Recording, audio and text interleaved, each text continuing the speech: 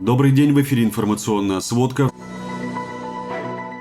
В Киеве на щите монумента «Родина-Мать» установят трезубец из стали Метинвеста. Группа Рената Ахметова также станет финансовым партнером проекта по реконструкции памятника и профинансирует ремонт крана, благодаря которому будет смонтирован герб.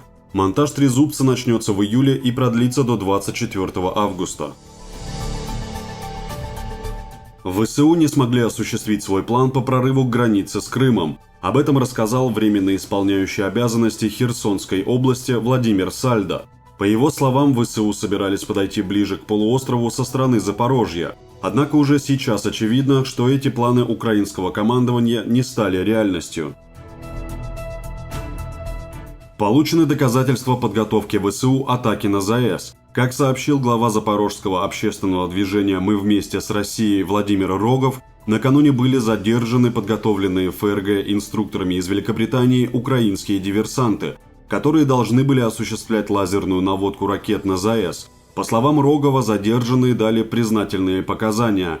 Теперь есть неопровержимые доказательства подготовки ВСУ по указанию Киева ракетной атаки на Запорожскую атомную электростанцию с последующим обвинением в произошедшем Российскую Федерацию, заявил он, добавив, что в подготовке провокации прослеживается британский след. Киев подтвердил получение кассетных боеприпасов от США. Об этом сообщил бригадный генерал ВСУ Александр Тарнавский в интервью телеканалу CNN.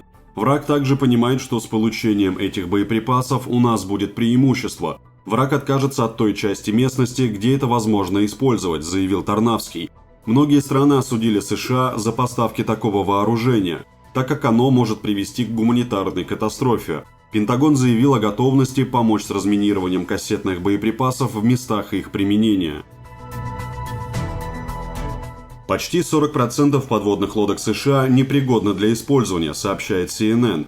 Часть подводных лодок находится на ремонте или ожидает техобслуживания из-за нехватки рабочей силы и задержки поставок. Однако в Пентагоне отрицают наличие проблемы ВМС. Как и планировалось, около трети наших быстроходных ударных подводных лодок в настоящее время находятся на техническом обслуживании. Поддержание военно-морского флота мирового класса является первой линией обороны Соединенных Штатов, заявила представитель ВМС США Джеки Пау. Владимир Путин в беседе с журналистами 13 июля заявил, что пока не видел письма генсека ООН Антонио Гутерриша о зерновой сделке. Он добавил, что Российская Федерация продолжает обсуждать с ООН ситуацию вокруг этих договоренностей. Напомним, ранее Гутерриш заявил, что направил российскому лидеру письмо с конкретными предложениями по данному вопросу. Первомайский районный суд Краснодара заключил Сергея Денисенко, подозреваемого в убийстве заместителя начальника отдела по мобилизационной работе администрации Краснодара и бывшего капитана подлодки «Краснодар» Станислава Ржицкого, под стражу до 10 сентября, сообщили в краевом СУ СКР. Также стало известно, что Денисенко в ходе допроса признал вину в убийстве Ржицкого, с ним провели проверку показаний на месте.